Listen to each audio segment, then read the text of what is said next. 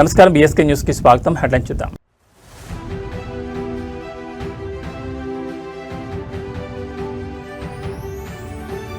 జనసేనలో సేనా గళం కమిటీ ఏర్పాటు, సరికొత్త రాజకీయ వరవడికి పవన్ కళ్యాణ్ శ్రీకారం.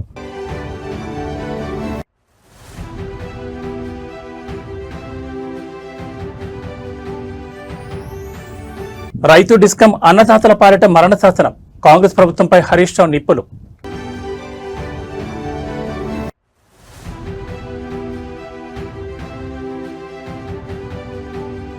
మంతని బస్టాండ్ ప్రగతి పనులకు మంత్రులు పొన్నం ప్రభాకర్, శ్రీధర్ బాబు శంకుస్థాపన. కాళేశ్వరం బస్టాండ్ నూతనీకరణకు 3 కోట్ల మంజూరు.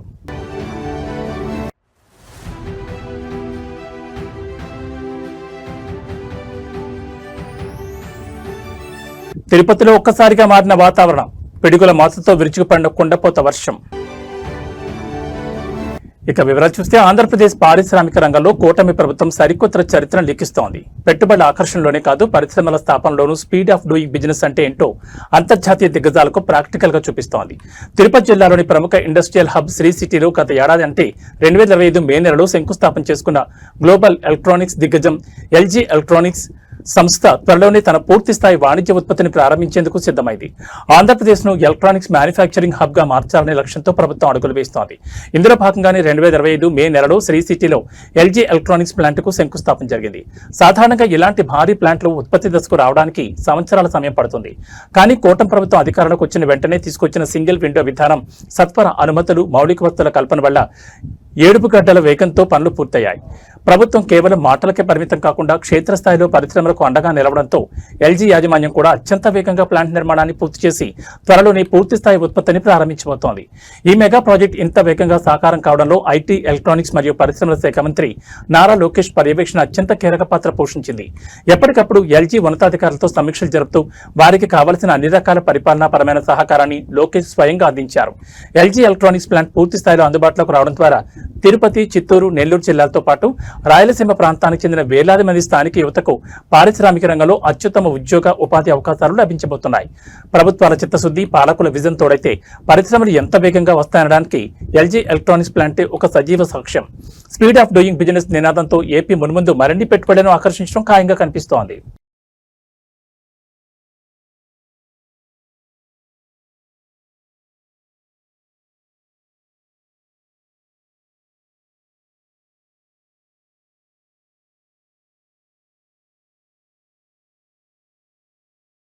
దశాబ్దాలుగా సాగుతున్న బూజు పట్టిన కుల, మత, విద్వేషపూరిత రాజకీయాలకు చరమగీతం పాడేందుకు జనసేనాని సరికొత్త అడుగు వేశారు.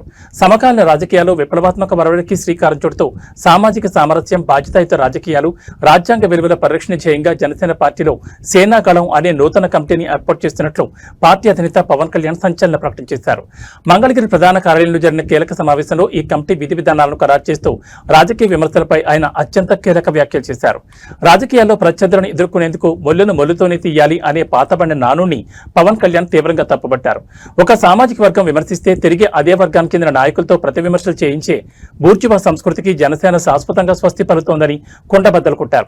ప్రస్తుత రాజకీయాల్లో కొందరు నాయకులు చేసే వ్యక్తిగత తప్పులను వారికే పరిమితం చేయకుండా వారు పుట్టిన కులం, మతం లేదా వర్గాలకు ముడిపెట్టి సమాజంలో ఉద్దేశపూర్వకంగా విద్వేషాలను రెచ్చగొడుతున్నారని ఆయన తీవ్ర ఆవేదన వ్యక్తం చేశారు. తప్పు చేసిన వారిని వ్యక్తిగత స్థాయిలోనే ప్రశ్నించాలి తప్ప ఆ వ్యవహారంలోకి మొత్తం సామాజిక వర్గాలను రాకూడదని అనేది జనసేన స్పష్టమైన విధానమని ప్రకటించారు. ఈ సేనా కళం కమిటీ ప్రధానంగా నేటి జన్జీ యువత ఆలోచనలు, ఆశయాలను ప్రతిబింబించేలా దేశ సమగ్రతకు భంగం వాటిల్లకుండా గళం వినిపించనుందని పవన్ కళ్యాణ్ స్పష్టం చేశారు. తమ స్వార్థ ప్రయోజనాల కోసం తాము చేసిన తప్పులను కప్పిపుచ్చుకునేందుకు కొందరు రాజకీయ నాయకులు కులం, మతం, ప్రాంతీయత వంటి భావ వ్యవస్థలు ముదుగు వేసుకుని దాక్కునే ప్రయత్నం చేస్తున్నారని, అయితే నేటి ఆధునిక యువత ఇటువంటి కుహానా రాజకీయ సంస్కృతిని తీవ్రంగా వ్యతిరేకిస్తోందని ఆయన హితవు పలికారు. ఈ కమిటీలో అన్ని సామాజిక వర్గాల సభ్యులకు స్థానం కల్పిస్తూ అభ్యుదయ భావాలతో అత్యున్నత సామాజిక బాధ్యతతో జనసేన ముందుకు సాగుతుందని వెల్లడించారు.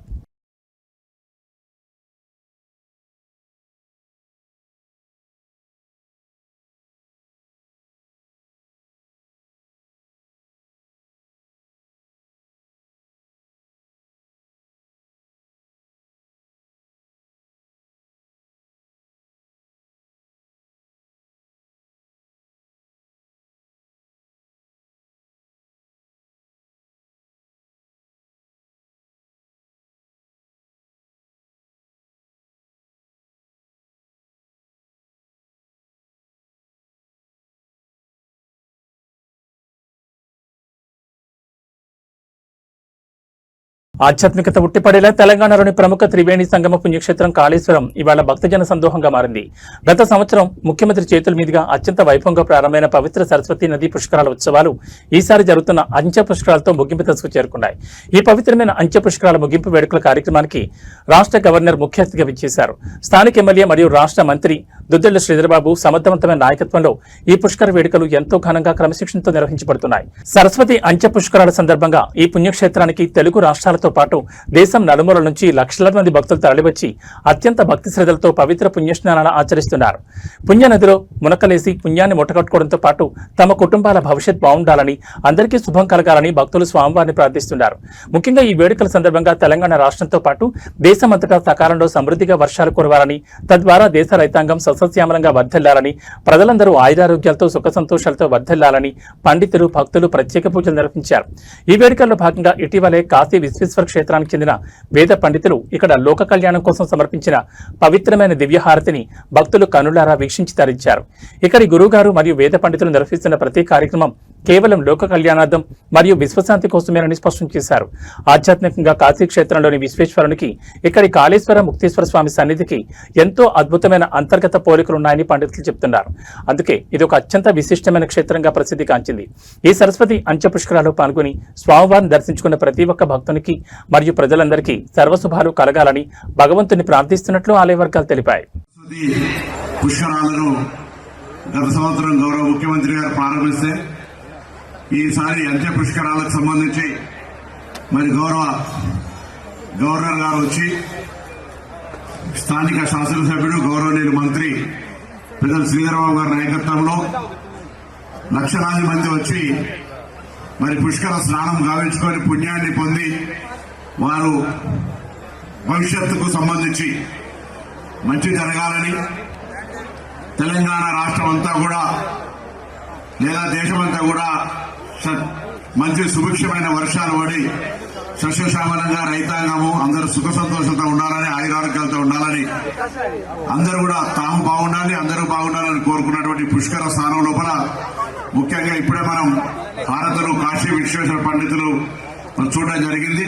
వారందరూ కూడా లోక కళ్యాణం కొరకు, గురుగారు కూడా అందరు ఎవరు ఏం చేసినా ఇది లోక కళ్యాణం కొరకు జరుగుతున్నటువంటి కార్యక్రమంగా కాళేశ్వర ముక్తేశ్వర స్వామి సన్నిధిలో ఒక విశిష్టమైనటువంటి అక్కడ కాశీ విశ్వేశ్వరుడు, ఇక్కడ కాళేశ్వర ముక్తేశ్వరుడుగా పోలిక ఉన్నటువంటి దేవాలయ పరిధిలో జరిగినటువంటి సరస్వతి అంత్య పుష్కరాలకు సంబంధించి పాల్గొన్నటువంటి ప్రతి ఒక్కరికి శుభం జరగాలని అమ్మవారిని ప్రార్థిస్తూ అందరికీ నమస్కారం చెప్తూ సెలవుకుంటాను.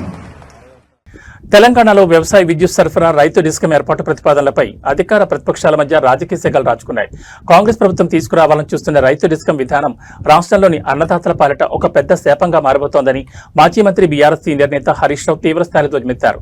గత బీఆర్ఎస్ ప్రభుత్వం ఎంతో ప్రతిష్టాత్మకంగా అందించిన 24 గంటల ఉచిత విద్యుత్ పథకానికి ఎసరు పెట్టడానికి ఈ కొత్త డిస్కంల ముసుగులో ప్రభుత్వం కుట్రలు చేస్తోందని ఆయన ఆరోపించారు. తెలంగాణ భవన్లో జరిగిన మీడియా సమావేశంలో హరీష్ రావు కాంగ్రెస్ ప్రభుత్వ విద్యుత్ విధానాలపై నిప్పులు చెరిగారు. దేశంలోని ఎక్కడా లేని విధంగా కేసీఆర్ రైతాంగానికి ఉచితంగా నాణ్యమైన 24 గంటల కరెంట్ ఇస్తే ప్రస్తుత ప్రభుత్వం దాన్ని నిర్వీర్యం చేసేందుకు ప్రయత్నిస్తోందని మండిపడ్డారు. రైతు డిస్కం పేరుతో వ్యవసాయ రంగాన్ని విడదీసి భవిష్యత్తులో సబ్సిడీలను ఎత్తివేయడానికి, బావుల దగ్గర మీటర్లు పెట్టడానికి పునాది వేస్తున్నారని ఆగ్రహం వ్యక్తం చేశారు. డిస్కంల విభజన జరిగితే రైతులకు అదనపు భారం పడుతుందని, ఇది ముమ్మాటికి అన్నదాతల గొంతు కోసే చర్యనని ఆయన దుయ్యబట్టారు. రాష్ట్రంలో ఇప్పటికే పలు జిల్లాల్లో అర్ధరాత్రి కరెంట్ ఇస్తూ లో వోల్టేజ్ సమస్యలతో రైతులను ఇబ్బందులు గురిచేస్తున్నారని హరీష్ రావు పేర్కొన్నారు.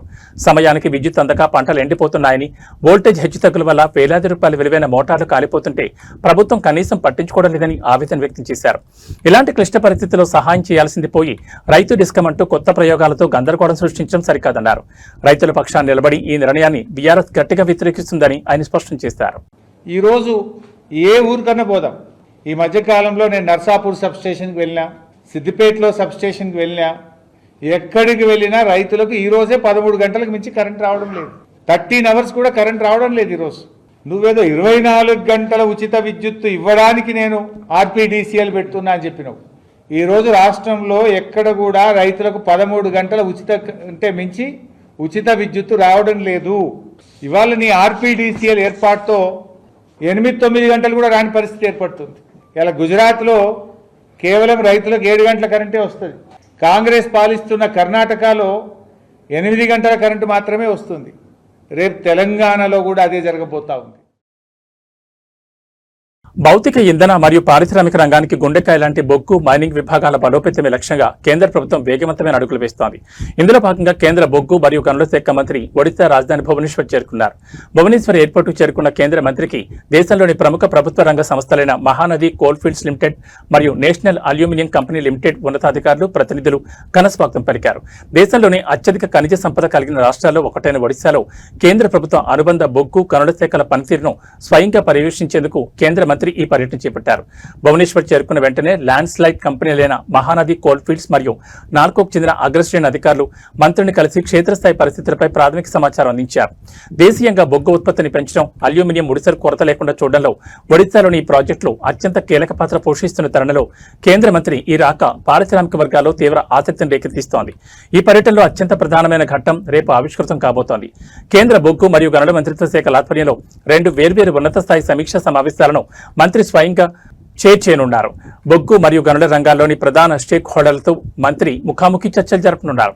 దేశంలో పారిశ్రామిక ప్రగతిని పరుగులు పెట్టించేందుకు, మైనింగ్ ప్రక్రియను మరింత సులభతరం చేసేందుకు మరియు పర్యావరణ హిత పద్ధతుల్లో ఉత్పత్తిని పెంచేందుకు తీసుకోవాల్సిన వినూత్న నిర్ణయాలపై రేపటి సమావేశంలో ఒక పటిష్టమైన రోడ్ మ్యాప్ను సిద్ధం చేయనున్నట్లు మంత్రిత్వ శాఖ వర్గాలు స్పష్టం చేశాయి.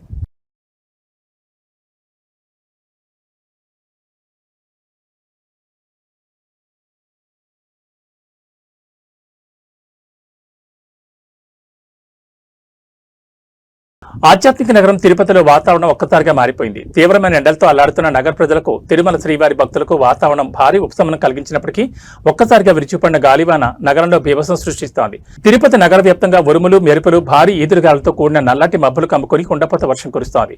మధ్యాహ్నం వరకు తీవ్రమైన పగటి ఉష్ణోగ్రతలతో ఉక్కపోతగా ఉన్న తిరుపతి నగరంలో సాయంత్రానికి వాతావరణం పూర్తిగా చల్లబడింది. ఆకాశంలో దట్టమైన మేఘాలు కమ్ముకొని చూస్తుండగానే పిడుగుల మొత్తలతో కూడిన భారీ వర్షం ప్రారంభమైంది. గంటకు 30 నుంచి 40 కిలోమీటర్ల వేగంతో వీస్తున్న ఈదురుగాలుల కారణంగా నగరంలోని పలు ప్రాంతాల్లో చెట్ల కొమ్మలు విరిగిపడ్డాయి. ఫ్లెక్సీలు, హోర్డింగ్లు గాలికి ఎగిరిపోయాయి. ఆకస్మిక వానతో రహదారిపై వెళ్తున్న వాహనదారులు, ముఖ్యంగా ద్విచక్ర వాహనదారులు తీవ్ర ఇబ్బందులు పడుతున్నారు. నగరంలో ముందస్తు జాగ్రత్తగా పలు ఏరియాలో విద్యుత్ సరఫరాను అధికారులు నిలిపివేశారు. ఈ భారీ వర్షం కారణంగా తిరుమల యాత్రికులు తీవ్ర ఇబ్బందులు ఎదుర్కొంటున్నారు. అలిపిరి నడకదారి, శ్రీవారి మెట్ల మార్గాల్లో వెళ్తున్న భక్తులు ఒక్కసారిగా కురిసిన వర్షానికి తలదాచుకునేందుకు షెడ్ల వైపు పరుగులు తీశారు. తిరుమల కొండపై కూడా మేఘాలు దట్టంగా కమ్ముకోవడంతో ఘాట్ రోడ్లో ప్రయాణించే వాహనదారులు అత్యంత అప్రమత్తంగా ఉండాలని అధికారులు సూచిస్తున్నారు. మంచు, వర్షం కారణంగా రోడ్లు జారుడుగా మారే ప్రమాదం ఉండడంతో వాహనాల వేగాన్ని తగ్గించి హెడ్ లైట్లు ఆన్ చేసుకుని ప్రయాణించాలని ట్రాఫిక్ పోలీసులు హెచ్చరికలు జారీ చేశారు.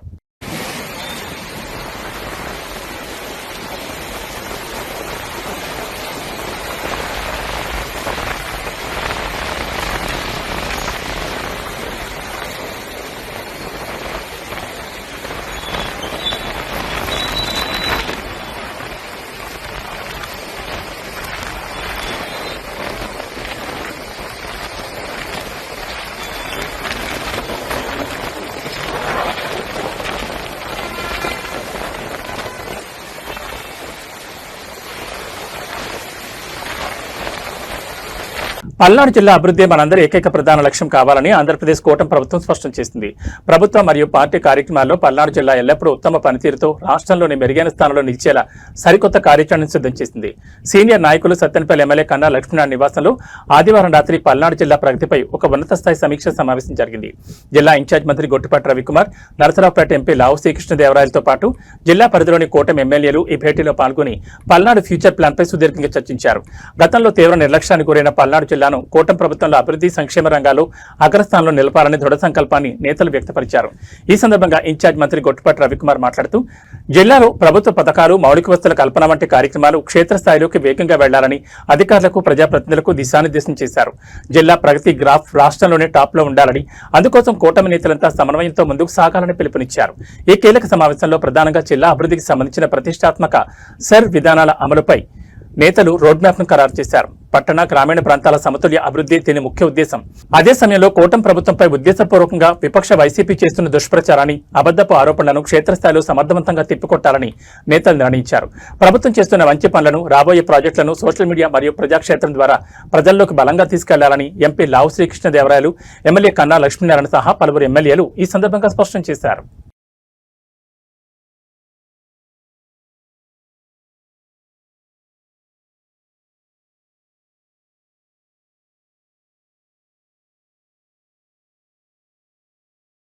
తెలంగాణ కాంగ్రెస్ ప్రభుత్వం ఎంతో ప్రతిష్టాత్మకంగా భావిస్తున్న ఇందిరమ్మ ఇళ్ల పథకం క్షేత్రస్థాయిలో వివాదాలకు అవినీతి ఆరోపణలకు కేర్ ఆఫ్ అడ్రస్ గా మారుతోంది. అర్హులైన పేదలకు సొంతింటి కలను నిజం చేయాల్సిన ఈ పథకంలో స్థానిక కాంగ్రెస్ నేతలు లంచాల వేట మొదలుపెట్టారనే సంచలన నిజం సూర్యాపేట జిల్లాలో వెలుగుచూసింది. ఇందిరమ్మ ఇళ్లు మంజూరు కావాలంటే ఏకంగా ₹1,00,000 లంచం ఇవ్వాలంటూ కాంగ్రెస్ నాయకులు అధికార బలంతో పేదలను వేధిస్తున్న ఉదంతం ఇప్పుడు రాష్ట్ర వ్యాప్తంగా కలకలం రేపుతోంది. తాము చెప్పిన వారికి ఇళ్లు వస్తాయంటూ వారు బహిరంగంగానే బెదిరింపులకు దిగుతున్నట్లు ఆరోపణలు వినిపిస్తున్నాయి. సూర్యాపేట జిల్లా నడిగూడి మండలం రత్నవరం గ్రామానికి చెందిన సుకన్య అనే పేద మహిళకు ప్రభుత్వం నుంచి ఇందిరమ్మ ఇళ్లు మంజూరు అవ్వాల్సి ఉంది. అయితే గ్రామానికి చెందిన కొందరు కాంగ్రెస్ నాయకులు ఆమెను సంప్రదించి ఇల్లు కావాలంటే ₹1,00,000 నగదు లంచంగా ఇచ్చుకోవాలని డిమాండ్ చేశారు. అంత పెద్ద మొత్తం తాను ఇచ్చుకోలేనని సదరు మహిళ ఆవేదన వ్యక్తం చేయగా స్థానికంగా తాము చెప్పిన వారికి ఇళ్లొస్తాయి, తాము రాసిస్తేనే లిస్టులో పేర్లుంటాయంటూ సదరు అధికార పార్టీ నాయకులు ఆమెను తీవ్రంగా బెదిరించినట్టు తెలుస్తోంది.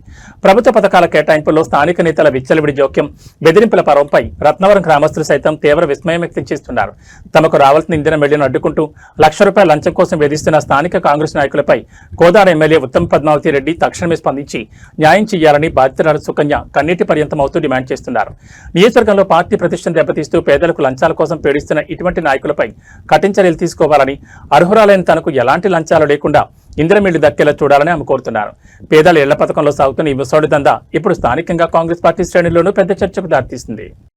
ఇందిరమ్మ ఇల్లు 16 ఇళ్ళు వచ్చినాయి సార్. మాకు రావిని వినయవర్ధన్ రెడ్డి, ఆ వినయవర్ధన్ రెడ్డి మా ఇష్టం వచ్చినట్టు చేసుకుంటాం, మేమేమన్నా చేసుకుంటాం, నీకు ఇల్లు అయితే రాని అంటుంది సార్. మళ్ళీ బాబు గారు అని ఇక్కడ ఇదివరకు పాత సర్పంచ్ సార్, ఎప్పుడు వచ్చినా కూడా లంచాలు తీసుకుంటాడు ఆయన, తీసుకొని ఎవరికి ఇల్లు రానియాడు. ఇప్పుడు నేను ఇక్కడ నుంచి వస్తుంటే నా పరిస్థితి ఏంది, ఇల్లు కూలిపోతుందంటే ₹1,00,000 ఇవ్వమన్నాడు. నా దగ్గర డబ్బులు లేవన్నా 50,000 ఇవ్వమంటుండు. నీ దిక్కున్న చోట చెప్పుకోపో, మీడియా చెప్పుకోవా, కలెక్టర్ చెప్పుకోవడం, మేడంకి చెప్పుకోవా అన్నాడు. ఇప్పుడు ఉన్న రవి మెయిన్ క్యాండిడేట్, కాంగ్రెస్ అధ్యక్షుడు అంట, ఆయనతోటి సంబంధాలు పెట్టుకొని మంచిగా ఉండి పర్సనల్ గా మాట్లాడితే ఇల్లు ఇస్తాడంట. ఆయనకు సంబంధించిన వాళ్ళకి ఇల్లు ఇస్తాడు, మాకు ఇల్లు ఇయ్యరంట. సోమసీను ఆయన పోయి కులాలకి 2 అంటే మా కులంలో నేను లేని దాన్ని కాదంటే మినిస్టర్ కాడికి పోయినా కూడా మాకు సంబంధించిన వాళ్ళకి ఇల్లు వస్తాయి, నీకు రావంటుంది సార్. ఇక్కడ అన్యాయం జరుగుతుంది, నన్ను బాధ పెడుతుర్రు, నన్ను నష్టపోయాను నేను, నాకు ఇల్లు బాగలేదు, నాకు ఇల్లు రావాలి సార్, ఎట్టైనా చేసి నాకు ఇల్లు ఇప్పేయండి. వాళ్ళంటే నన్ను బయటికి రానియకుండా చేస్తారంట, వాళ్ళని మాత్రం ఏదో ఒకటి చేయాలి. మేడం అంట వాళ్ళకే ఇచ్చిందంట, వాళ్ళ ముగ్గురునే ఇక్కడ ఊరిని చూసుకో అని చెప్పిందంట. సర్పంచ్ గారు పోయి నా గురించి అడిగితే అమ్మాయికి నేను నీ సంతకంతో మాకు పని లేదు, నీ సంతకాలు పెట్టుకుంటాం, మేమే చేసుకుంటాం, మా ఇష్టం అని చెప్తున్నారు సార్. ఇది పరిస్థితి సార్, మాకు న్యాయం చేయండి సార్. నా పరిస్థితి బాగలేదు సార్, ఇదివరకు కరోనా వచ్చి నాకు కాళ్ళు పడిపోయినాయి సార్, నా పిల్లగాడు చదువుకునే పిల్లగాడు సార్, పనికి పంపిస్తున్నా సార్, ఇల్లు లేదు సార్, మమ్మల్ని ఎవరు రానియట్లేదు సార్,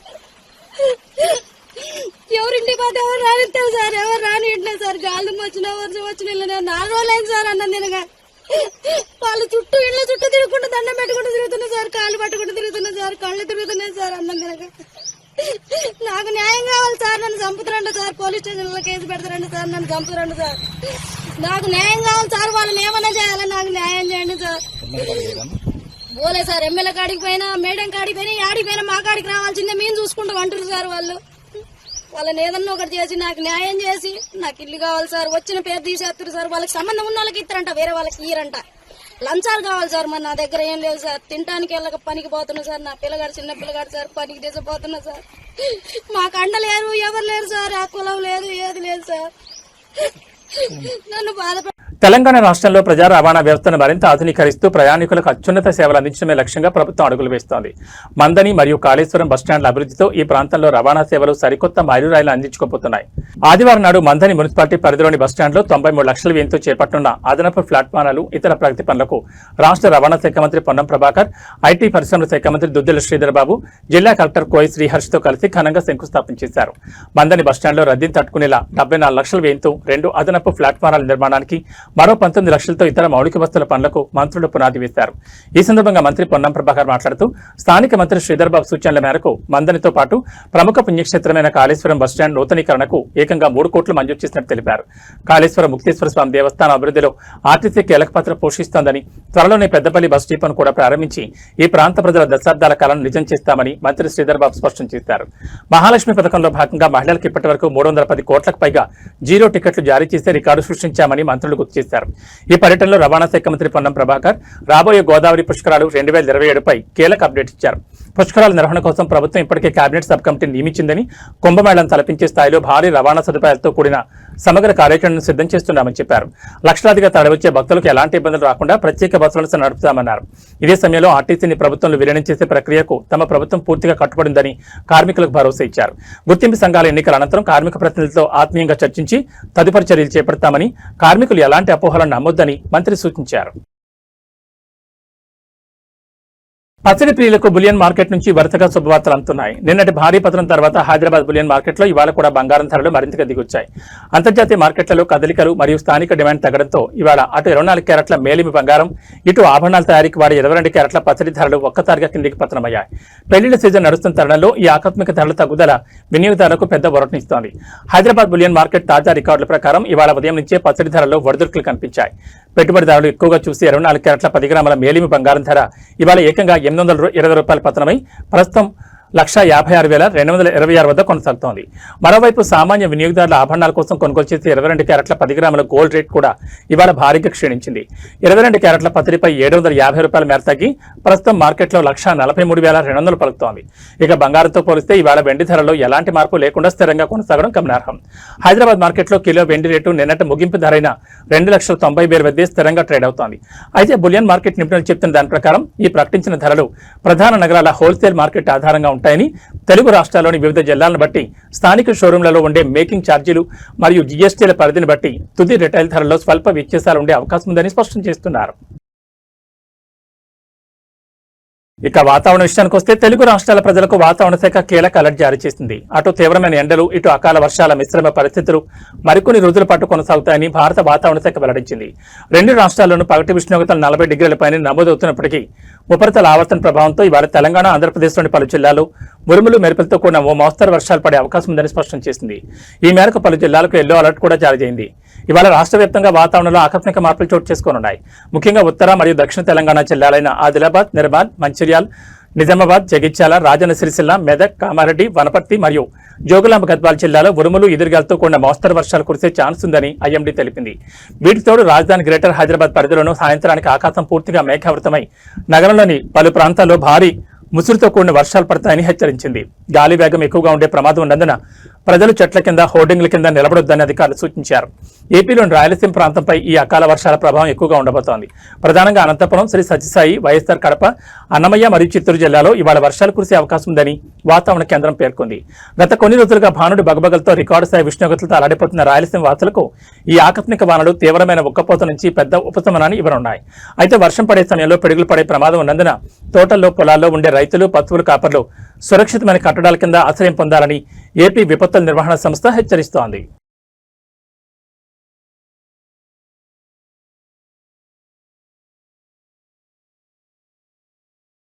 ఇవి బులెటిన్ విశేషాలు. మరో బులెటిన్ మళ్ళీ కలుసుకుందాం. నమస్కారం.